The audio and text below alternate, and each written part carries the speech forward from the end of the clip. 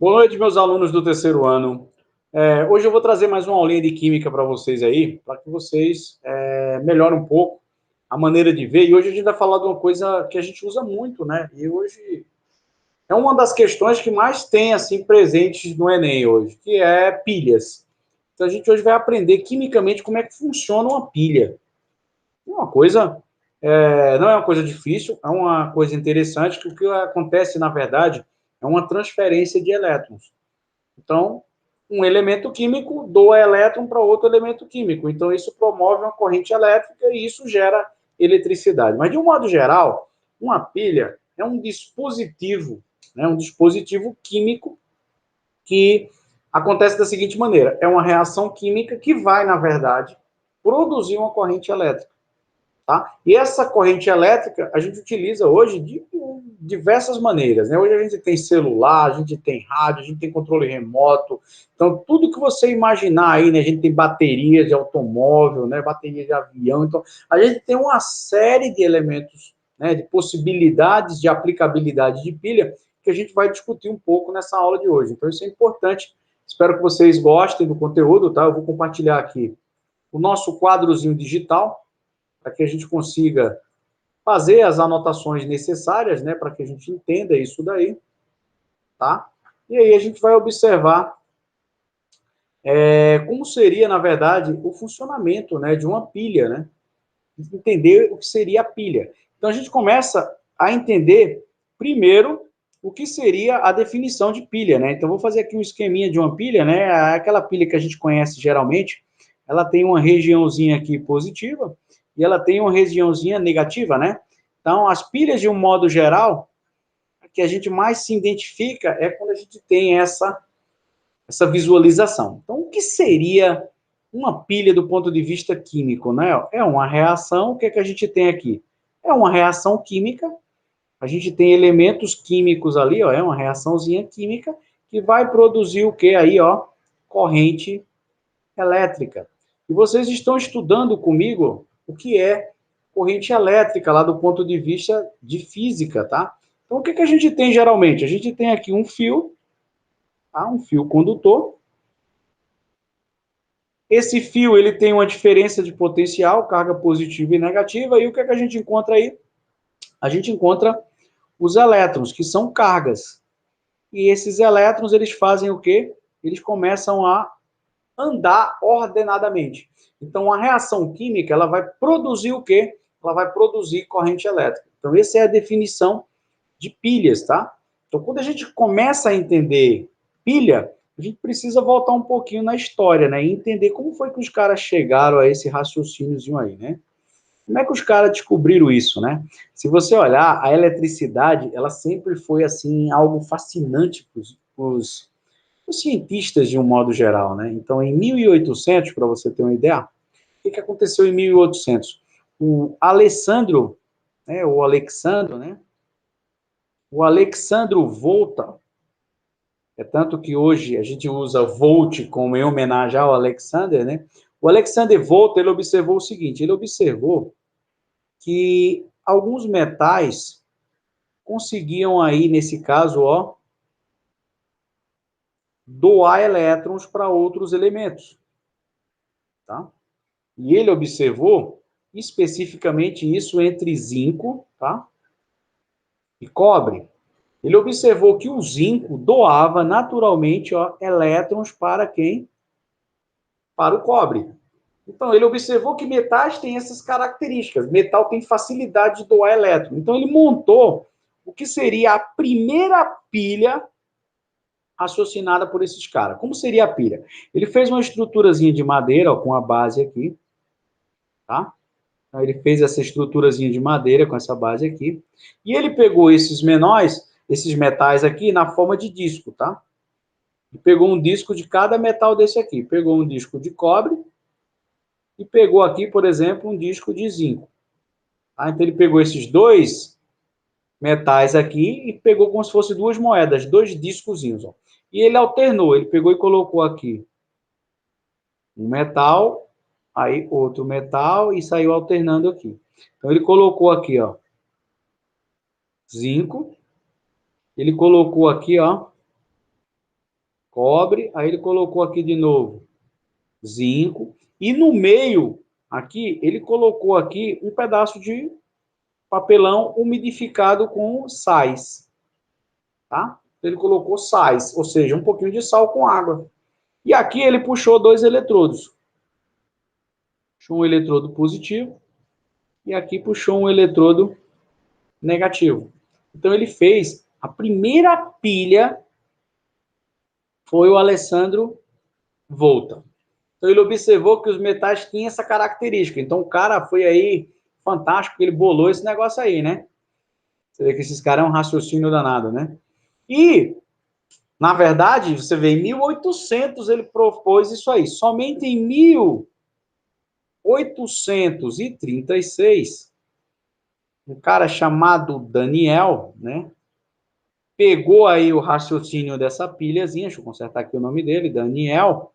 Ele pegou aí, ó, somente, ó, 36 anos depois, o Daniel, ele bolou aí um sistema de pilha, que ficou conhecida como pilha de Daniel, usando os átomos de zinco e cobre. Ou seja, ele pegou aqui essa noção, essa ideia do Alessandro Volta e montou um sistema muito mais eficiente, que perdura até hoje. Essa pilha de Daniel, tá? A pilha de Daniel aqui é o que a gente chama de modelo atual, tá? É o modelo atual hoje, como funciona aí uma pilha, que é o que eu vou explicar aqui agora no próximo slide, tá? O que é que o Daniel fez? Vamos falar aqui, vou explicar aqui hoje a pilha de Daniel, tá? Vamos entender como foi que o Daniel montou o sisteminha para você entender como funciona uma pilha, tá? Então, a gente, em cima disso daqui, dá para você desenrolar aí vários problemas que possam aparecer aí no vestibular sobre pilha, tá? Bem interessante essa parte aqui. O Daniel, ele trabalhou o seguinte, ele sabia que o zinco, ó, conseguia doar elétrons para quem? Ele sabia que o zinco conseguia doar elétrons para o cobre. Você vai ver que isso é possível. Aí você diz, por que isso é possível? Porque tem metais que são mais reativos que outros metais, tá? Então, o zinco é mais reativo do que o átomo de cobre. Então, o zinco consegue doar elétrons para o cobre. Aí você diz, como assim doar elétrons para o cobre? De uma maneira normal, tranquila, naturalzinho. Colocou os dois, ele consegue fazer esse procedimento. Se você observar, o cobre já não consegue doar para o zinco, mas o zinco consegue doar para o cobre. Então, o que foi que ele fez? Ele pegou duas cubas eletrolíticas, né? Pegou aqui duas, como se fossem duas baciazinhas, tá? Ó, pegou duas baciazinhas aqui, ó. Como se fosse, que ele chama isso de cubas eletrolíticas, né? Ou células. Ele chamou isso de células. Aí ele colocou aqui, ó, o metal. Ele colocou aqui o zinco, uma lâmina de zinco, ele colocou aqui uma lâminazinha, né? Uma chapazinha de cobre, tá? Então ele colocou o zinco aqui e colocou o cobrezinho aqui. O que é que ele observava aqui? Ó? Ele pegou aqui e colocou um tubo, tá? Vou até apagar aqui um pouquinho para a gente fazer o tubozinho aqui. Ele colocou um tubo aqui invertido, tá? Como se fosse um canudo, só que de vidro, tá?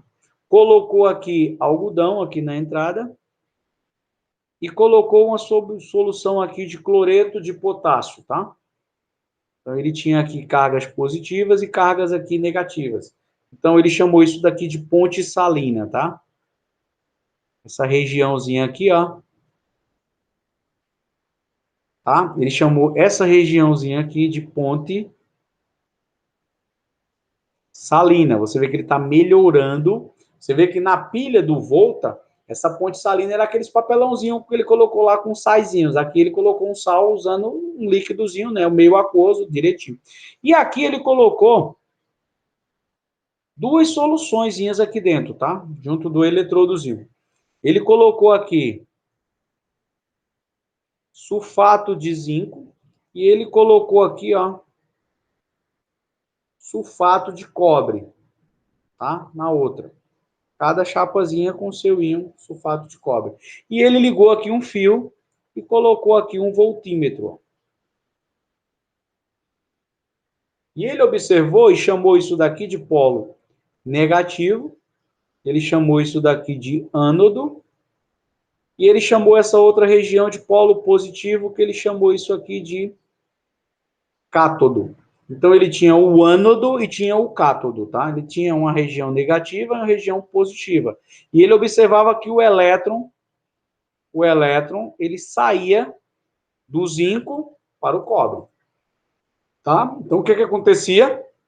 Quando ele saía esse elétron, gerava aqui uma corrente elétrica. E a voltagem que era gerada aqui no voltímetro, tá? O voltímetro marcava aqui, ó, especificamente 1,1 volt. Então, tá aí montada a primeira pilha de quem? De Daniel. O que é que acontecia? O zinco, com o tempo, ele ia ficando corrosivo. Por que que ele ficava corroído aqui? Todo corroído? Porque quando saía os elétrons, essa placa ficava toda positiva. Aí, quando a placa fica positiva, ele jogava zinco aqui, ó, na forma de cátion. E aqui, o elétron ia chegando, ia deixando a pasta aqui, ou seja, a placa toda negativa, que é uma carga negativa. Aí, o que é que acontecia? Essa massa aqui aumentava e muito, ó. Por quê? Porque todo o cobre que estava na solução, quando gostava, ó, quando encontrava a parte negativa, ela vinha aqui e se agarrava. Então, começou a se agarrar vários átomos de cobre aqui no eletrodo. Por quê? Porque a placa estava muito negativa, o cobre se agarrava nela. Então, um ficava corroído, aqui corrói, e aqui você aumenta a massa. Quando o eletrodo ficar todo corroído, que era no caso aqui do zinco, né? Quando o zinco ficava todo corroído, o que que acontecia? A pilha parava de funcionar. Então, olha como é que funciona isso, dessa maneira. Ah, professor, e se eu quisesse recarregar a pilha? Podia, podia. Se você pegar a pilha, a gente coloca eletricidade, aí a gente inverte isso aqui, ó. Se você quiser carregar a pilha, você tem que fazer o seguinte, ó. Colocar a eletricidade, por isso que a gente coloca a bateria na tomada. Ele pega os elétrons e faz os elétrons voltar. Então, vai corroer essa chapa e aqui vai aumentar novamente. Então, ele restabelece. Por isso, você fica fazendo recargas na bateria do celular, por exemplo. Então, é bem interessante o procedimento químico. Isso gera uma voltagem que é importante, tá?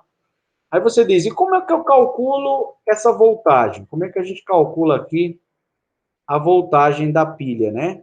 Que nesse caso seria a sua DDP. A gente chama isso também na química, tá? De força, ó, força eletromotriz, tá? Então, o que é uma força eletromotriz, na verdade? É a DDP, é a voltagem aí da pilha. Como é que a gente calcula isso? A gente calcula da seguinte maneira, né? Para você calcular essa voltagem, que é a DDP, que é o ΔE, delta significa aqui variação, tá? Significa aqui variação. Aí a gente vai calcular da seguinte maneira. Vai ser o potencial padrão, nesse caso do cátodo, né, de redução do cátodo, menos o padrão, ou potencial padrão de redução do ânodo. Então a gente teria matematicamente como calcular essa DDP, tá? Aí você diz, como é que eu vou, como é que é possível ter essa diferença de voltagem? Por que que um átomo consegue doar? Porque tem elementos que são mais reativos que outros. Por isso que a gente, quando pega a reatividade, tá, do elemento, ó, vou falar aqui, a reatividade, nesse caso aqui, química, né, e a gente fala aqui dos elementos químicos de um modo geral, ele obedece uma lógica, né? Por exemplo, vou colocar aqui alguns exemplos. Lítio, ele é muito mais reativo do que o potássio, que é do que o cálcio, por exemplo. O cálcio é mais reativo do que o sódio muito mais do que magnésio. Aí entra, né, magnésio é mais reativo do que o alumínio já é mais do que o zinco maior do que todos, e você teria essa tabelinha de reatividade. Aí eu lhe pergunto, o que isso quer dizer? Isso quer dizer que o lítio, por exemplo, tem capacidade de doar elétrons aí para o potássio. Do mesmo jeito, o potássio pode doar elétrons para o cálcio, o zinco pode doar para qualquer elemento, o magnésio pode doar para o alumínio. Então, a gente sabe quem é a parte positiva e quem é a parte negativa. Isso tem uma tabela com esses valores. Por isso que a gente classifica as reações que envolvem a pilha sob dois critérios, tá? As reações, elas podem ser chamadas de espontâneas, né? Essas reações de oxirredução são reações de oxirredução, né? Ela pode ser chamada de espontânea quando você tem aqui esse cálculo aí maior que zero, ou seja, positivo. Se ele for positivo, a gente tem aí uma reação espontânea. Mas a gente pode ter uma reação que a gente chama de não espontânea, tá?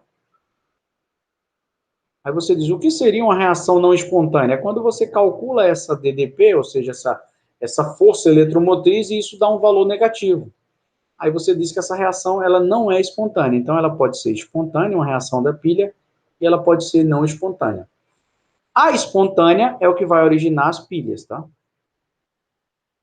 As pilhas só acontecem se a reação ela for espontânea. E isso é muito importante, tá? E aí, onde é que a gente aplica? Qual é a aplicação das pilhas, tá? A gente vai falar aqui algumas coisas importantes, tá? As aplicações, que é uma das coisas que é bem cobrado também, porque a gente diz, eu preciso aprender química, eu preciso entender as coisas, mas eu preciso saber onde é que eu vou aplicar isso. Onde é que eu vou aplicar essa danada da pilha, né? Então, a gente tem a chamada pilha comum. Tá? A pilha comum é aquela pilhazinha bem simples que você compra ali, às vezes o cara diz, uma pilha do Paraguai, né? A gente chama de pilha seca, e ela tem um desenhozinho mais ou menos assim, tá? Vou tentar desenhar ela aqui, ó. Ela tem aqui uma região positiva, outra negativa, e é aquela pilhazinha que a gente compra, que ela pode ter ela assim, pode ter ela palito, pode ter ela, né, de vários formatos lá e tamanhos, né? Então, cada tamanho vai ter uma voltagem aí padrão, que é 1,5 volts, geralmente ela tem um padrão, é 1,5 volts, e aí você pode ter uma pilha maior ou menor, só a questão de durabilidade, né? A gente tem outra pilha, que é uma pilha mais cara, não sei se vocês já ouviram falar, mas é chamada pilha alcalina. Essa pilha alcalina, ela tem o mesmo desenho dessa outra, tá? Só que ela dura mais. Por que ela dura mais? Porque essa pilha, ela é feita por um metal alcalino que é altamente reativo, então ela dura muito mais do que uma pilha seca, tanto que ela é mais cara, tá? A gente tem aquela pilha que vocês, não sei se vocês já ouviram, aquelas pilhas de relógio, que é aquelas pilhas que a gente chama pilha de óxido de prata, tá? Ó. Pilha de óxido de prata. Ah, e o que seria uma pilha de óxido de prata? É aquelas pilhazinhas que você compra que bota lá nos relógios, nos controles de carro, tal. É aquela pilhazinha bem redondinha, né? Deixa eu consertar ela aqui, que saiu meio feia essa pilha. Então, ela é uma pilha assim redondinha e ela tem um beiçozinho assim, ó.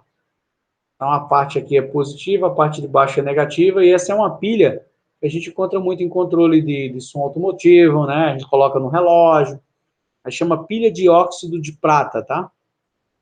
A gente tem aqui outro procedimento que é a bateria, né?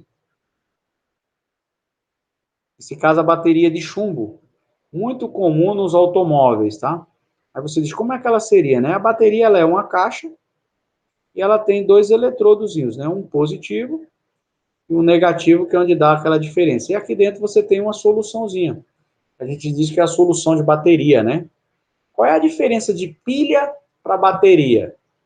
Uma pilha é uma unidade só, uma bateria é uma união de pilhas, então são várias fias. Então aqui, a gente tem aqui, ó, uma voltagem maior.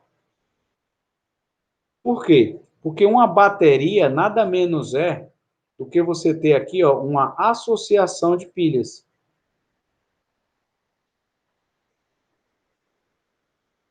Então a gente tem aí várias baterias com várias voltagens. A gente tem com 12 volts, a gente tem com 24 volts, a gente pode ter aqui ela com 220 volts e etc. Então a gente tem uma amperagem maior aí, né? Uma voltagem muito maior aí. A gente tem também a chamada bateria, né, de níquel, por exemplo, que a gente chama de níquel cádmio. São metais pesados, né, mas são altamente reativos e faz você ter cada bateria fantástica, né? Por quê? Porque essa daí é aquelas que a gente vê lá, que ela tem aqui, geralmente ela tem um componente, tá? Um componente aqui onde você faz a conexão, aí ela tem um fio, e geralmente ela é ligada aqui nas baterias, tá? A gente já viu, quem tinha aquelas máquinas antigas, né, de fotografia, tinha muito dessas baterias, né? Então ela vem assim ligadinha, tal, etc, tal. E a gente tem aqui também aquelas baterias que são as baterias de íon lítio, tá? Essas é a top, essas aqui é que a gente usa muito nos celulares, né? A bateria de íon lítio nos computadores. Ela é bem quadradinha aqui e aqui ela tem os eletrodozinhos dela, tá? Onde você faz aí a conexão. Então, tanto ela tem uma durabilidade maior, como ela hoje são mais caras e em compensação, né? Elas têm, assim, uma eficiente diferença, né? Com relação a isso daí. Quais são os cuidados que a gente tem que ter, né? Quando trabalha com pilha? A gente tem aqui metais, tá? Os cuidados que a gente tem que ter aqui é porque a gente está falando aqui de metais pesados, tá? E esses metais pesados, eles contaminam solo, lençol freático, etc. São tóxicos, né? Eles causam bioacumulação. O que é isso? Ele entra na cadeia trófica, a gente se alimenta de alguma coisa com esses metais, eles ficam presos da gente, dentro da gente, a gente não consegue, por exemplo, expulsar, porque a gente não tem metabolismo próprio para colocar isso para fora. Então, o cuidado é o descarte. Então, a gente tem que ter um cuidado aqui na hora de descartar. As pilhas secas, você até consegue descartar no lixo normal, mas as outras pilhas, de um modo geral, é bom ter a coleta seletiva, tá? Então, pessoal, era isso que eu queria mostrar para vocês um pouco sobre pilha, quimicamente falando, e que vai ser um dos conteúdos que vai estar presente na prova. Eu queria que vocês assistissem essa aula e realmente reassistissem, se fosse o caso, mas que também pudessem ver outras fontes que eu mostrei mais ou menos o que é que a gente precisa dominar dessa parte introdutória de pilha, tá? Tranquilinho? Então, um grande abraço e até a próxima aula.